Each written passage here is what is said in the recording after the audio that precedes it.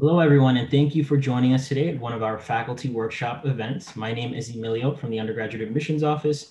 Here with us today are some of my colleagues from admissions who will be behind the scenes assisting with your questions, along with our presenter, a faculty member from the Political Science Department, who will be introducing herself shortly.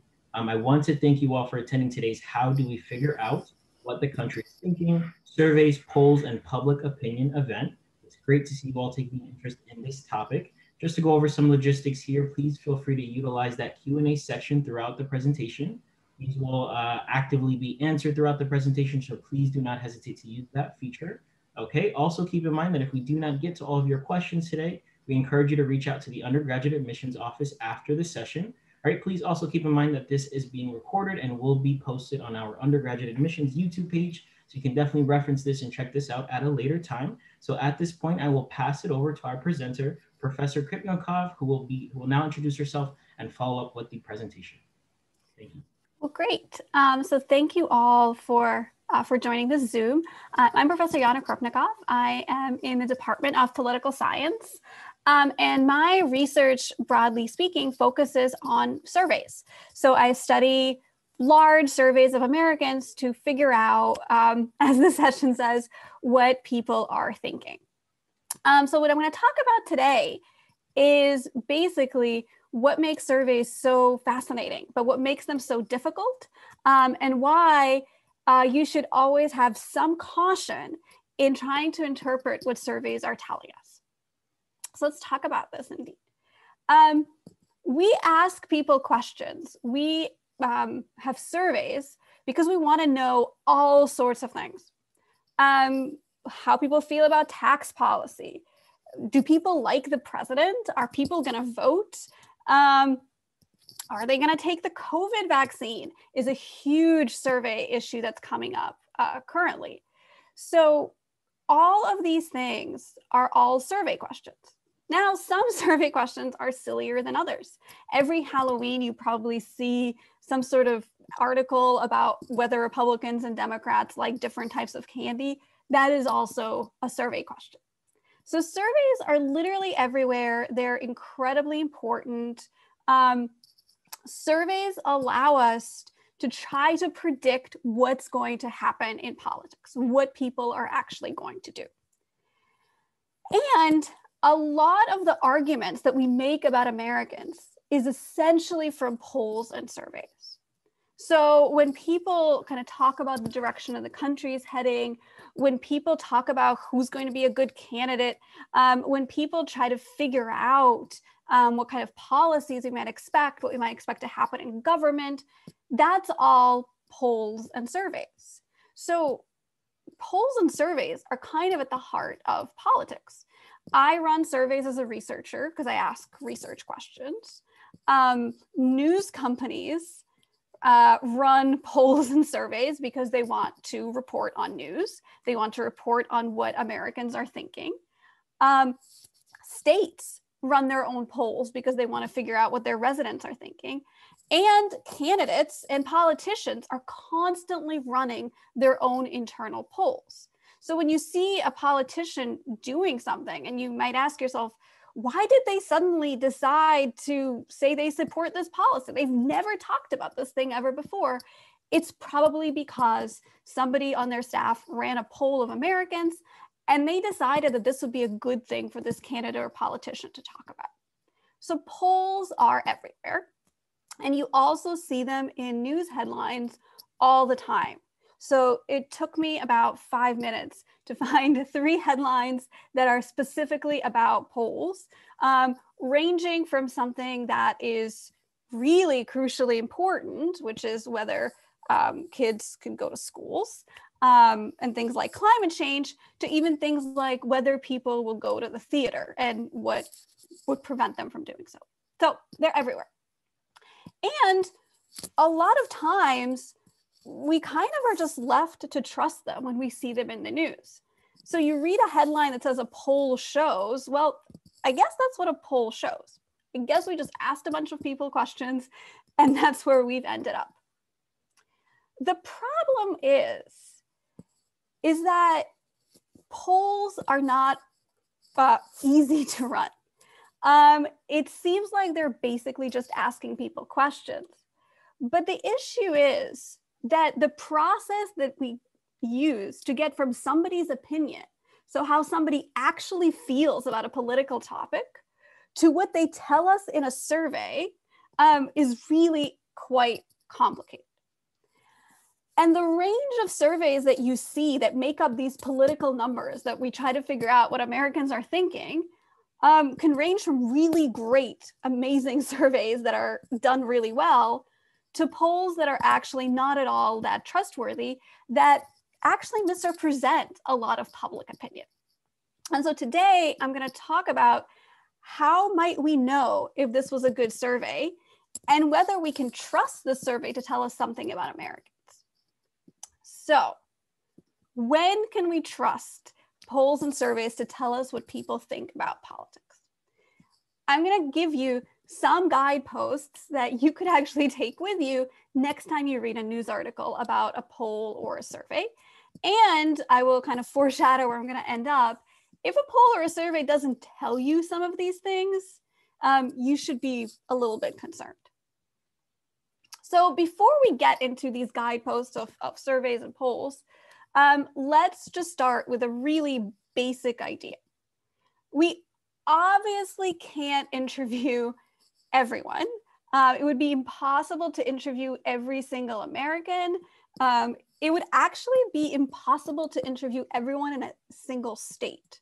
Even if we managed to somehow reach them, people don't want to take polls. Some people don't like responding to surveys.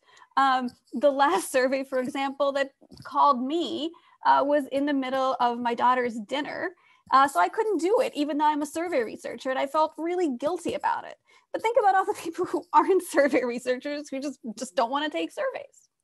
So essentially, what surveys are samples of Americans. And I'll talk about what it means to have a sample in a second here, but it's always a sample of Americans. And if it's a survey that's supposed to represent, let's say, the state of New York, it's going to be a sample of New Yorkers. If it's a survey of Stony Brook students, it's a sample of Stony Brook students. So surveys are always samples of whatever population, whatever group of people you're trying to reach. And of course, you ask that group a set of questions. These questions are almost always what is called as closed-ended, which means they're basically multiple choice questions. You're given options and you pick A, B, C, and so forth. So what does that all mean? So in a survey question, like if we think about the anatomy of a survey question, we have our basic question and we have our set of response options. So this is the most basic question of any political science survey, which is what political party you are.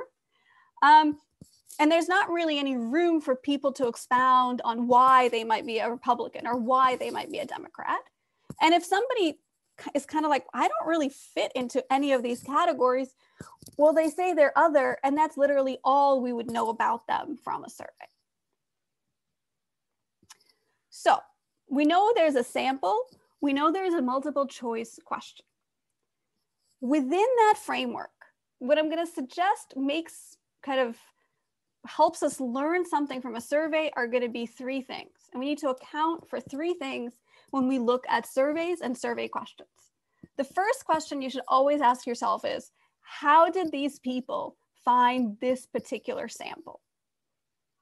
How did they figure out that this 300, 500, 1,000, 2,000 people are actually able to represent the population that they're trying to talk about? The second thing you should always ask yourself is, how was this question worded?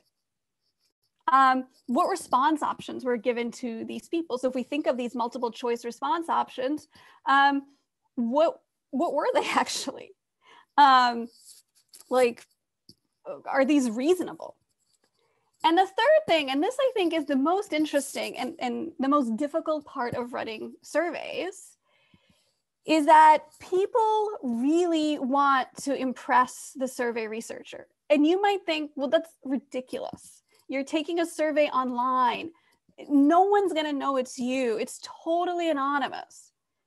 And yet there's something about putting people in front of a survey that makes some people want to do one of two things. It makes some people want to be really impressive, and it makes some people literally want to ruin and troll your survey. And I think a key is trying to figure out who is trying to do what. So let's start with this idea of sample. So how do you know if you can trust these political numbers? You have to start with the sample. So what is the point of the sample? Well, the first point of the sample is, of course, that we can't interview everybody. And the key to a really good sample is a random sample. So what this means, and imagine that we're not all in a Zoom, but we're all actually in a room.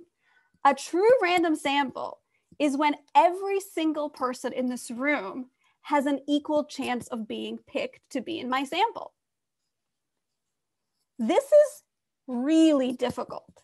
It's actually even difficult in a room, right? If we were in a really large lecture hall, let's say, somebody might be taller and somebody might be shorter, right? So I am, you can't tell on Zoom, but I am very, very short. And so if a person's just standing in front of a room trying to pick random people from their sample, they might not notice me. So my height might mean that I'm less likely to get picked for a survey. Okay, now think about this in terms of trying to find people in America. If somebody really hates answering their phone, if somebody doesn't want to check their email, if somebody, let's say you're trying to mail somebody a survey by kind of regular snail mail, if somebody lives with a bunch of roommates, it might not get to them. So having a true sample where everyone had an equal chance of being selected is really, really hard. So already we're at a disadvantage of selecting these people that are going to represent our population. The gold standard, this idea that everyone has an equal chance of being selected, is probably never going to happen in a survey.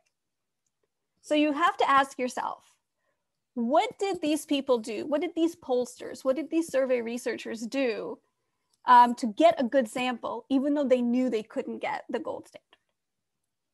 Now, in the past, most of our surveys were done face-to-face. And so you'll see this picture. It's a woman getting interviewed by a survey researcher at her kitchen table. In the 50s and 60s, 70s, people would just, our researchers would sit with these enormous maps of neighborhoods. They would randomly pick neighborhoods, and then they would actually go to people's houses and ask them survey questions. Then later, they started calling and asking people survey questions, but it was a really difficult operation. It would take them months, potentially a year, to run a really large national survey. But this is actually no longer the case. I could get off this Zoom. I could contact a survey company, presumably one in California, because it would still be working hours for them. And in about a week, I could have a sample of Americans taking my survey. New technology gives us kind of amazing accessibility to reach people, to run our surveys much quicker. So if you've ever wondered, like, this news thing just happened, how do we already have a survey about this thing the very next day? It's online surveys. But like everything that gets easier, you're going to run into some problems. So when a survey company tells you that their sample is totally online, that they didn't try any telephone surveys or anything like that, they're actually telling you something about the types of people who might have taken their surveys. Most of the time, what they're telling you is that these are people who at some point saw an advertisement to be in a survey. Once the people saw this advertisement, they joined what's known as a survey panel. And a lot of these survey companies have these panels of millions and millions of people who get invited to take surveys. So there's some people who over the course of a year take maybe 50 surveys. Some take 1 or 2, but there are people who are taking surveys over and over and over again. The question is, when you're thinking about these samples, is this bad, right? Is this bad that I've joined, let's say, the survey company YouGov, and every couple of weeks I take a survey, and sometimes it's about politics, and sometimes it's about whether I ever want to buy a car, and sometimes it's about which advertisement for dog food I find the most intriguing. Is this bad that I'm constantly taking surveys? Well, the problem is that there are some people out there who love taking surveys. And because they love taking surveys, they're going to be overrepresented in our political numbers. There are going to be certain types of people who are going to be much more likely to tell us what they think about politics. And these people might actually be kind of different from the average American. So what does that mean? Well, the people who love taking surveys are more political. That totally makes sense. If you are invited to take a survey about politics and you don't care about politics, you're probably going to say you don't want to take it. People who love taking political surveys are much more knowledgeable. They know a lot more about politics. They're much more partisan. They really dislike the other party. And they're people who have time. A lot of online samples are people who are older. People who might be retired and so have more time to essentially take surveys. So when we see these political numbers and we see something like, oh my goodness, Democrats and Republicans are in 2 different dimensions, they totally disagree, they dislike each other, that might be the state of America. But it also might be that in a lot of these online polls, you're getting some of the most politically engaged, the most politically active people. This isn't a random sample. Not everyone had an equal chance of being picked, because some people, if we're thinking back to this room where somebody's selecting our survey, some people put their heads on the desk and were like, oh, don't pick me. And some people are literally jumping up and down being like, I desperately want to be in your political survey. And it just so happens that these people who are jumping up and down are really into politics. The other type of people who actually really like surveys are survey trolls. And these are people who love ruining surveys. There isn't a high percentage of them, but they can be really detrimental. And we'll get to them in a little bit. Now, the other issue that you have to think about with the sample, so was it online? Was it done over the phone? Is, did the survey company deliberately try to do something to create a sample, a certain type of sample? If you were following issues with polling in the 2020 election, one of the issues that a lot of survey companies really worried about was that Republicans were less likely to participate in surveys. So what a lot of survey companies did is they tried to oversample Republicans. So what that means is that they weren't necessarily picking people at random, but they were deliberately trying to get to people who were Republican because there were fewer of them in the sample. Were they picking the right Republicans? Right? That's always a question. Another thing to always kind of worry about with the sample is something that you'll see in the fine print of any election survey, which is the likely voter screen. A survey company will tell you that 75% of likely voters want to do something, or 35% of likely voters don't want to do something. How did the survey company figure out that somebody is a likely voter? Sometimes they may be asked, they may be said, hey, are you going to vote?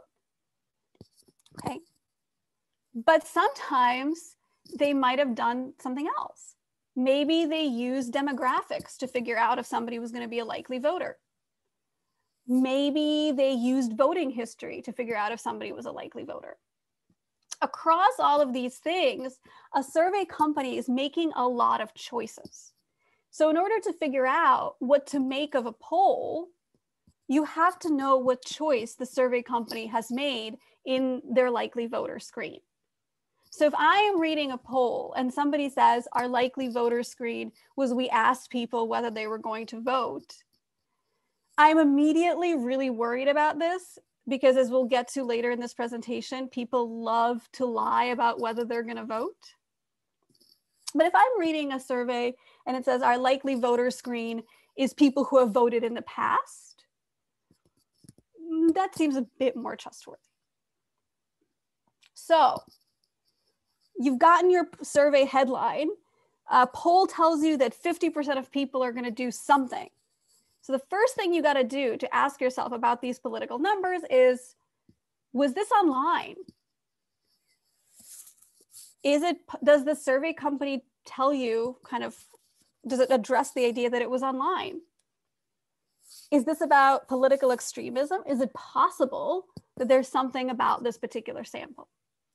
But the second thing to really think about is who wasn't asked? Who got screened out, as I would say, by the survey? Who maybe didn't have a chance to answer a question? And if these are the people who got screened out, who is this survey representing? Is this representing Americans nonetheless? If the goal is to represent Americans. Okay, you've read up about the sample. You kind of trust the sample. The next thing you got to worry about is wording. So how was this questions asked?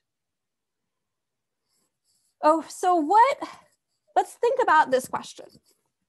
All right, and if we were all in a room, I would ask you what you think the goal of a survey is, and ostensibly somebody would tell me the goal of the survey is to figure out somebody's opinion, and that would be correct. We're trying to figure out opinions. So next thing we got to think about is how people answer survey questions.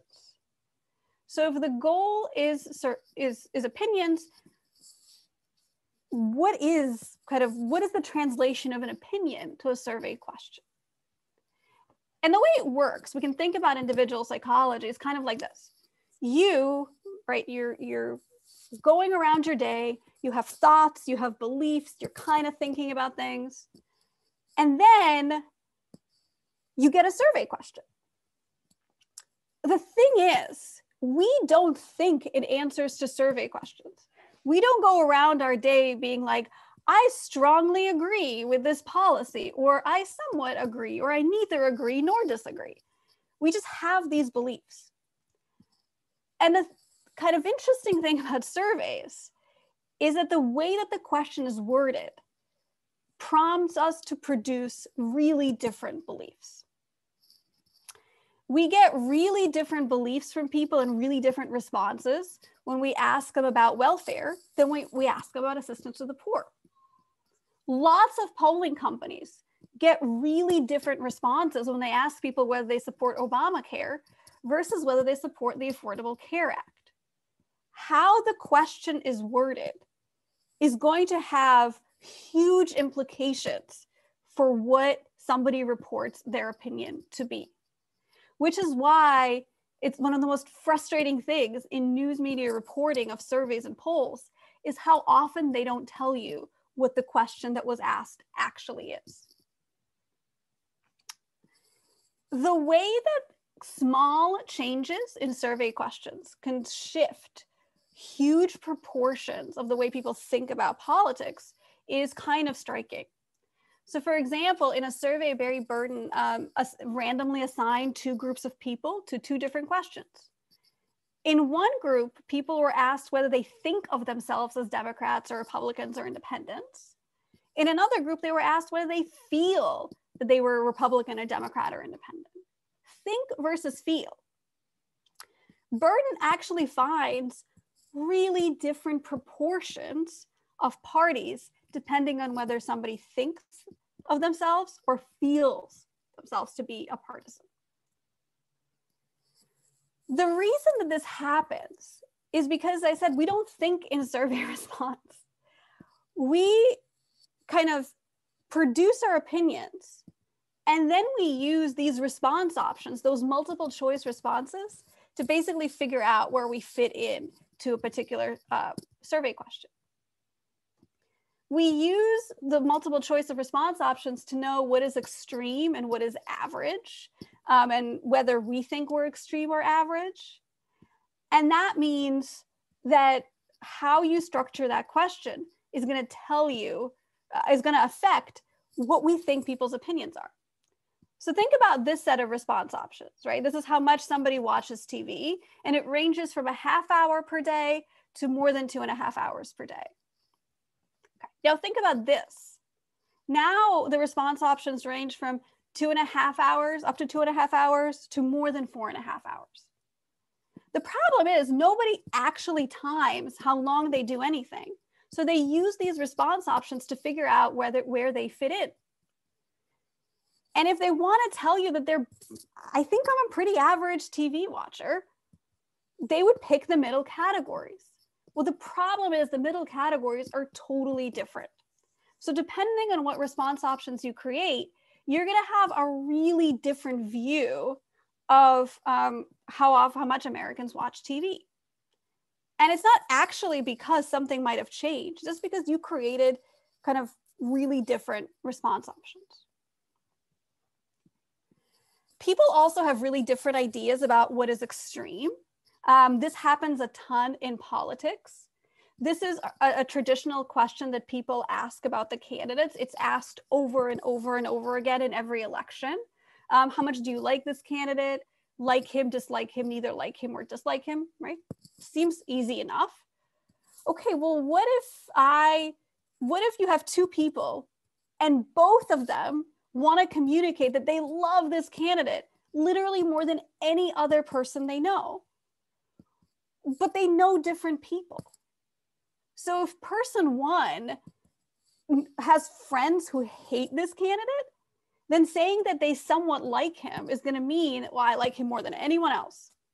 But if person two is surrounded by other like-minded people, they're going to give a totally different response option, despite the fact that these people actually feel the exact same way about a person.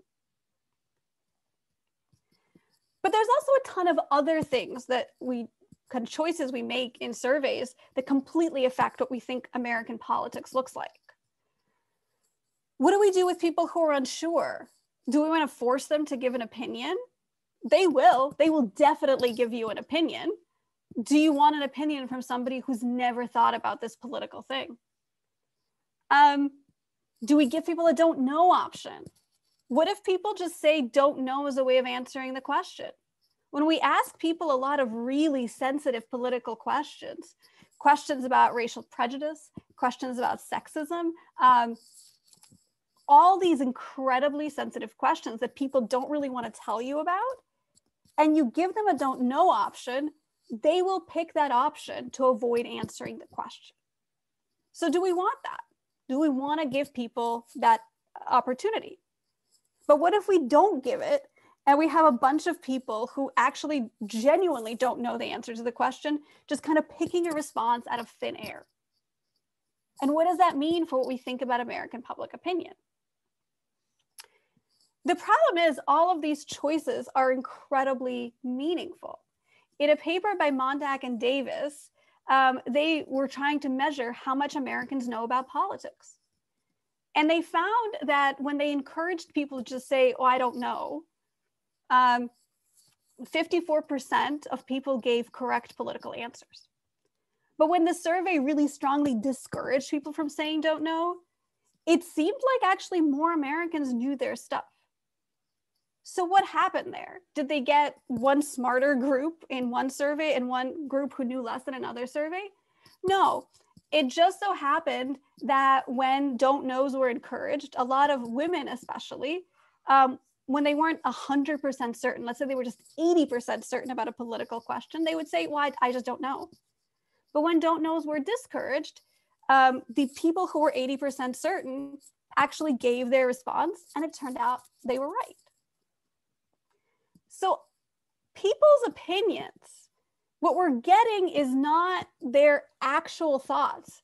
We're just getting their multiple choice responses. And the problem is that survey questions are a collection of small choices that add up.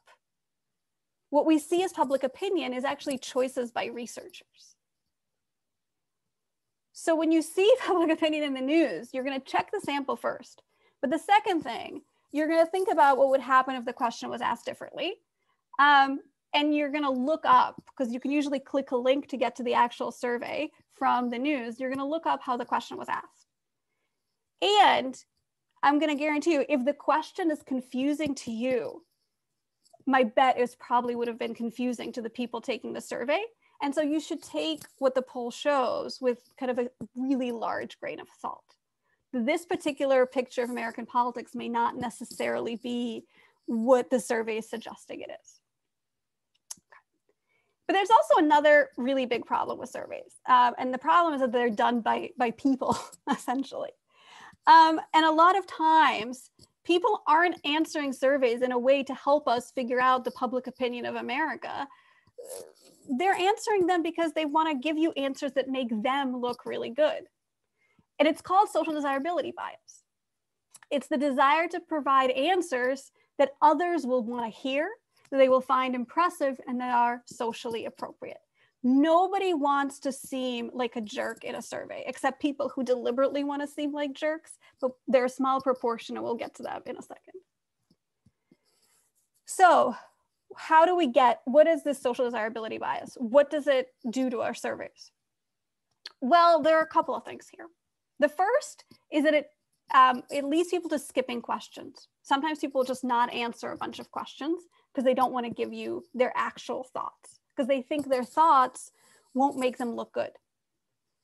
You get people basically misrepresenting how they feel about something. So if they have a political opinion, but they're like, I shouldn't have this opinion, they won't tell you about it. And you get people refusing to take surveys entirely. So people who think that their answers are going to be wrong just kind of refuse to answer the question. This is most often happening with voter turnout.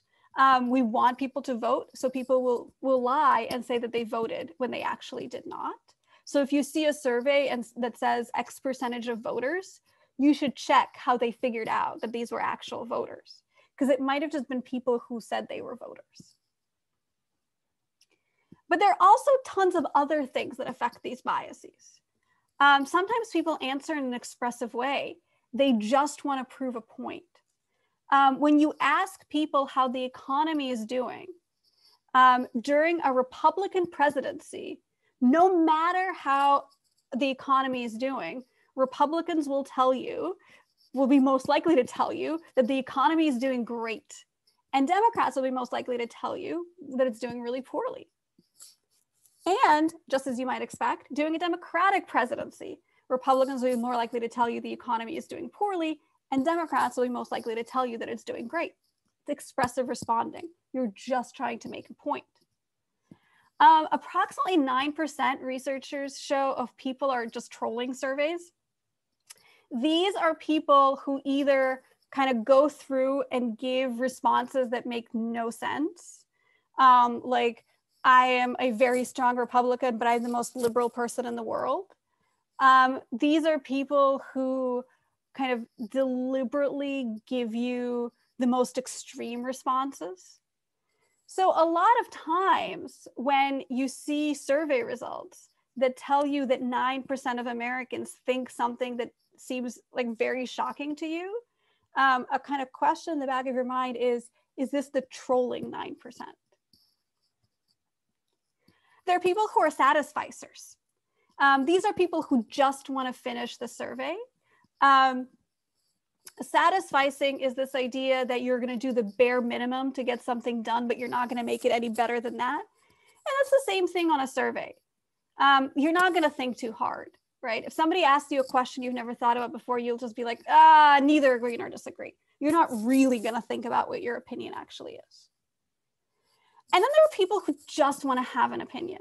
Like, they've never thought about this thing before. They have never even heard about this thing before, but they will give you an opinion because they feel like they should. If you've ever seen like these kind of bits that come out where somebody's asked about a country that doesn't exist, right? Should the US go to war with this country? And somebody will tell you like, yeah, of course, or no, definitely not. It's that kind of tendency. You're asked a question, you want to give an opinion, even though you don't really know anything. So what we learn from surveys, right, is heavily dependent on people's biases.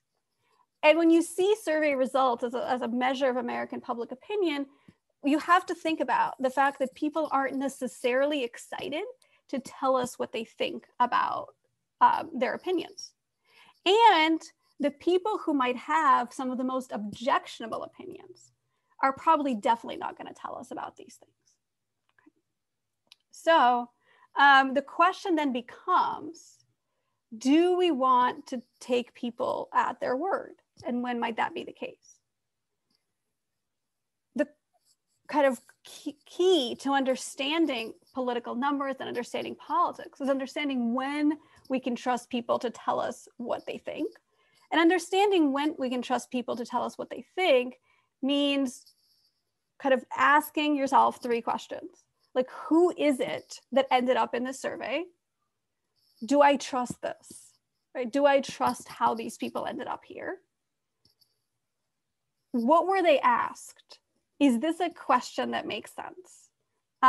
Was this a question that was designed to bring out certain beliefs that were unusual? Was this a really strange question? And was it a question that led people to be susceptible to bias? Are some of the people whose opinions might be kind of the most problematic and objectionable in this particular case, did these people even make it into this particular survey? Did they skip this question? Or did they entirely misrepresent their particular opinion?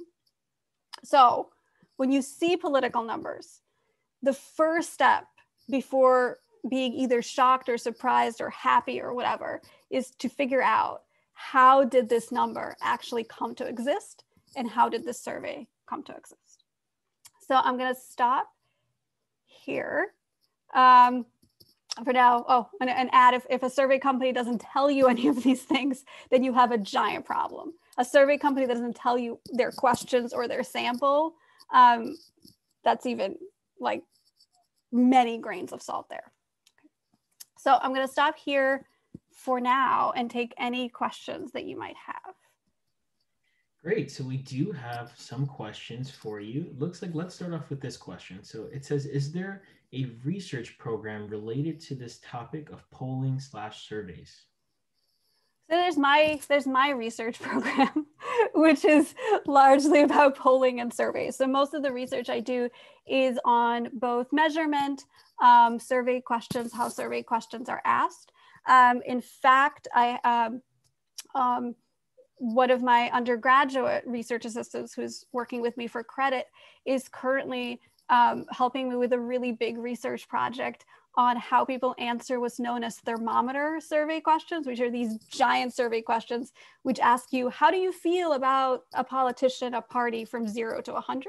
And so she's been doing a lot of work trying to figure out exactly why people are so terrible at answering these particular questions.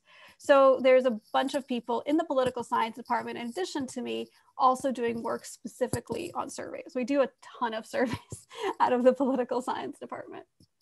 Perfect. So I think that answers this next question as well. Looks like we had a follow-up question just now asking if students can take part in this research, especially political science students. So is there, lots of opportunities for political science students to take part in this types of research?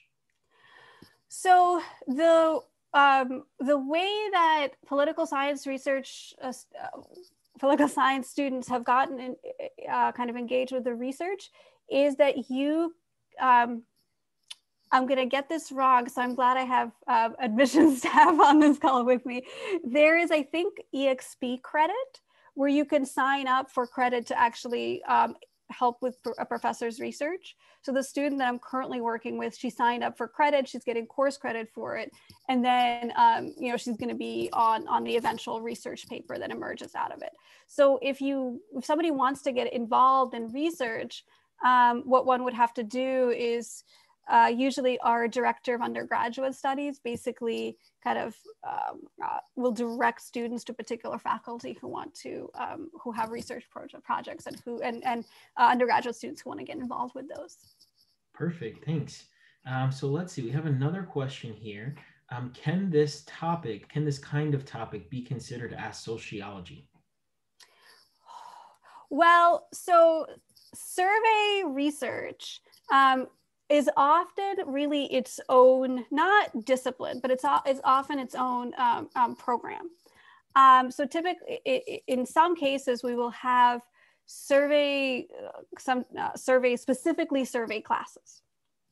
The difference, I think, so I'm primarily a political scientist. So I have a bit of other training in psychology. The difference, for example, between surveys in psychology and surveys in political science is that surveys in psychology are, they all take the same structure, so the same ideas hold, sample, wording. We sort of pursue different questions. So everything about the structure of a survey holds across all disciplines. In all cases, we need a good sample. We need correct question wording. What differentiates the discipline is the types of questions that we're asking. Psychology is going to ask questions that, for example, focus on kind of people's predispositions, their internal personalities, things like that, emotions. Political science is going to develop questions that are specific to our discipline. And I would imagine that sociology kind of develops measures that are more specific to their discipline as well. Perfect, thank you. And I know there was an earlier part where you spoke about the types of people who like to answer surveys and polls might often be those who are interested in politics. And it looks like we do have a question here. Are politicians included in political science surveys as well? I don't think politicians are taking any of our surveys, in large part because they're not going to be sharing their email addresses. There are people who do large surveys of politicians.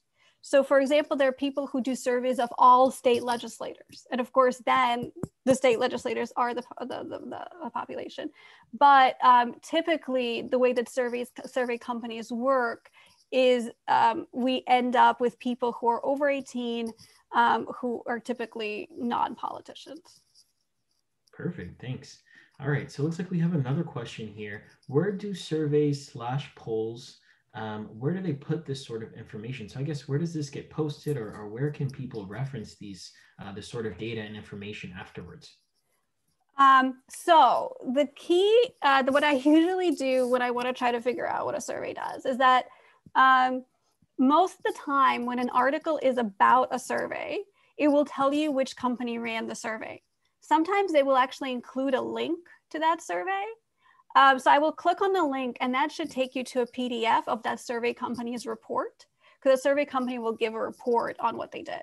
And that's where you're going to see a lot of the details in the methodology of what was the sample, how was the sample recruited, and what question wording was asked.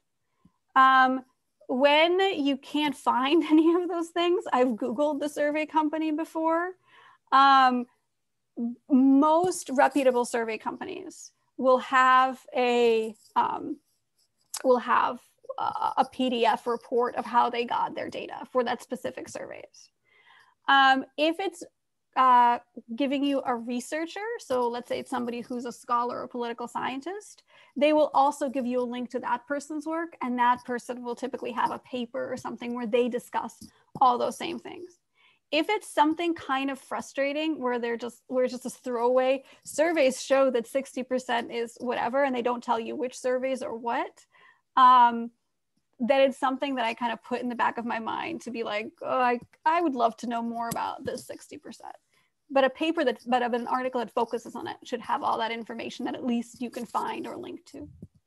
Perfect, thank you. All right, so let's see, we have another question here. Again, this is on research. So this student or attendee would like to know how many students get to do this types of research, and how early can students start research? So specifically for for the work that myself and other faculty in the department do, our work is quite heavily quantitative. In our department, there's a Paul 201 class that you typically take, I believe, in your sophomore year. And that's what's known as a statistical methods course. So it introduces you to quantitative research. So once you've had this course, you will have a lot of the basis to do the kind of, or at least you'll have an understanding of some of the research that we do, which then will allow you to kind of start that work. I know that our director of undergraduate studies is actually currently trying to create like a more easy and streamlined way in which students who are interested can get going on research, which is how I got to work with this amazing junior that I'm working with right now. And so I think for students who have taken that Paul 201, there's a way to be directed toward other people's work. Perfect, thank you. All right, so it looks like, okay, so it looks like we have a student here, or an attendee rather, who would like to know what are the key differences between civil engineering and political science? I don't know that that's me. I can tell you all about political science. I don't know that I can tell you much about civil engineering. Would you like me to tell you about political science? Yeah, I guess for the attendee, maybe Okay. Just give an overview of what political science would mean, so maybe they can have a better understanding. And is it political science in the Stony Brook department as an undergraduate student, or is it political science as a discipline? Yeah, I mean, I guess since these students are, they're here and they're interested in Stony Brook, we can speak about the department here. Yeah. Great. So political science in Stony Brook is really focused quite a bit on several different areas. We have an area in American politics where we talk a lot about what's known as political behavior, which is kind of what I've just shown you. It's how we study how people make political choices. We also have another area, which is IR, so international relations, that people can focus on.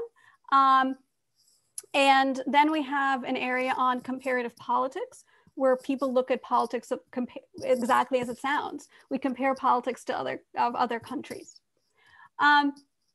You don't necessarily have to basically say, I'm only going to do one thing. It's pretty flexible. But most students tend to kind of focus on one thing. So within that, we have starting courses that are introductory courses. So introduction to American politics, introduction to comparative, introduction to international relations. And then people have kind of all sorts of really just kind of interesting classes that like I wish I had had as an undergraduate student that they can take in political science.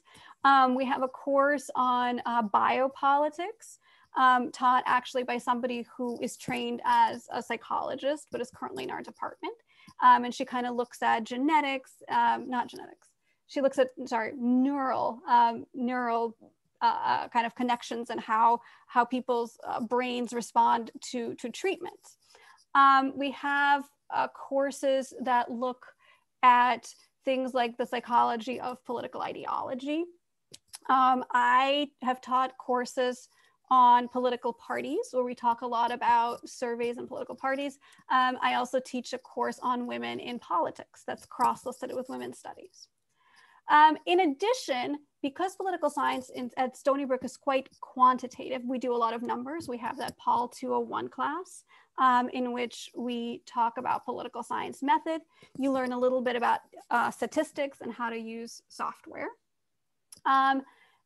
And then kind of surrounding all of that is we have the research that is really kind of going on through the political science department. So if you want to take courses for credit, you can do research for credit. You can get involved, engage in this research. We have a lab called the Center for Behavioral Political Economy Lab, where a lot of undergraduate students work as lab assistants. Yes, it's a political science lab. People are coming in and doing these really cool political science studies and experiments that involve a lot of undergraduate students.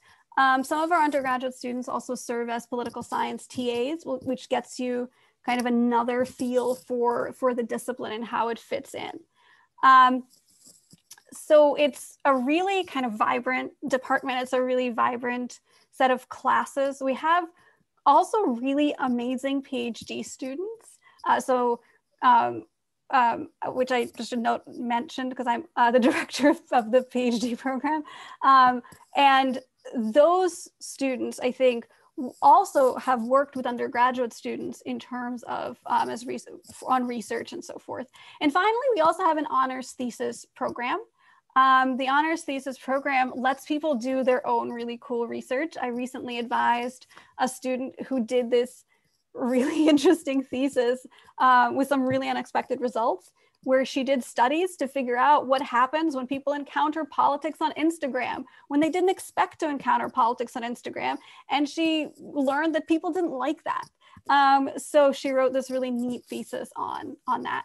So it's kind of a program that allows you to be kind of whatever really you want it to be in that sense.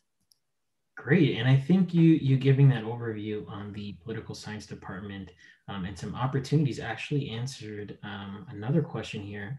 We had a student who was wondering what opportunities outside the classroom are available for students who are majoring or who are interested in political science. So that's great. It looks like we have another question here, and this is from a student. So this says, I'm going to be a first-year student this fall, and I'm majoring in political science. So that's great. I was wondering what minors you think that will benefit or complement being a political science major. Oh, that's a really good question. So we have a lot of people who I think do things jointly with journalism, which kind of makes sense because a lot of the courses overlap. We've had people who have been minors in women's studies, for example, which has also, and I got to meet a number of them in teaching women in politics. I think another kind of interesting thing is that it's a major that sort of fits with a lot of these different ideas. Another undergraduate RA is somebody who is, I think, in the computer science department. She's doing political science and computer science because she wants to do data analytics. A lot of politics is currently data analytics. So matching political science with computer science, I think, would give you actually a ton of career options at places that are really looking for people to analyze large data sets. Some people have done match with philosophy, right? You've heard of political philosophy. So that has been another kind of thing that people do. What's also great about our department is that our director of undergraduate studies actually meets with a lot of people to talk through questions like that. So if you narrow it down to kind of your say to yourself, like, well, I kind of want to do computer science for this data thing to match it with political science, but I'm also really interested in women's studies, and I also might want to do Africana studies. Our director of undergraduate studies will kind of talk you through all these different things in order to figure out how you can fit them into your program. Perfect. And I think that aligns very well with this next question here. So we have someone, an attendee, who would like to know, is there any curriculum in the political science program that may focus on topics such as social justice and human rights? Yes, we have a faculty member in our department. Her name is Hannah Nam. Her entire research agenda is actually on social justice. She does kind of really neat research to that end. What's really interesting about the work that Hannah is doing is I know for a fact, at least before pre-pandemic, she had undergraduate students who were part of this kind of research program that she was working on. I think the pandemic sort of made things really difficult because they were all meeting in person and things like that. But Hannah brings a lot of, Professor Nam brings a lot of this work into the way that she teaches and into her writing. So that's definitely part of it. We also kind of, because I actually do think the two are related in terms of rights and justice. We have a lot of people doing work on environmental issues and environmental justice and climate change and things like that. So there's a lot of faculty who are kind of pursuing these ideas, which I think kind of also fits with that realm. Perfect, thank you. All right, so it looks like very similar. It looks like a lot of students or attendees here today are very curious as to how political science will align with some other programs or majors here at the institution. And so we do have a question here.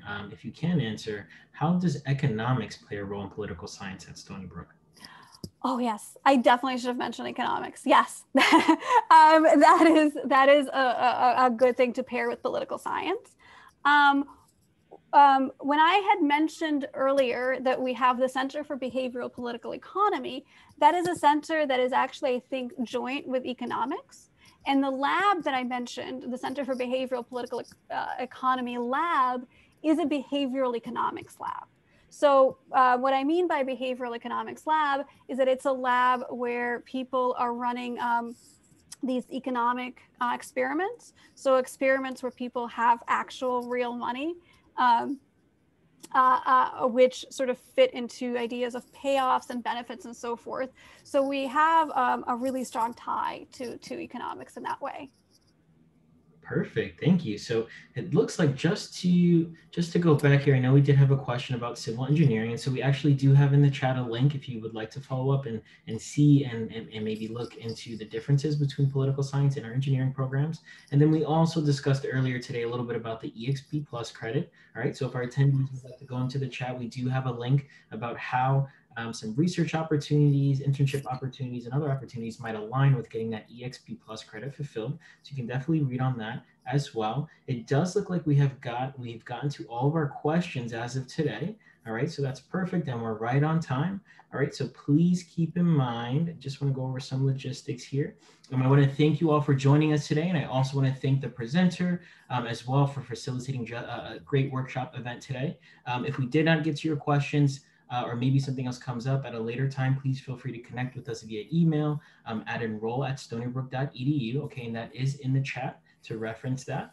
Keep in mind that you can watch this workshop event on our SBU admissions YouTube page. All right, so if you want to refer to this at a later time or maybe share it with someone else, you can access that on our YouTube page. All right, so at this time, we are at the conclusion of our event. I do want to thank you all for joining us today and thank the presenter one more time. And I hope you all have a wonderful rest of your week, and bye-bye for now.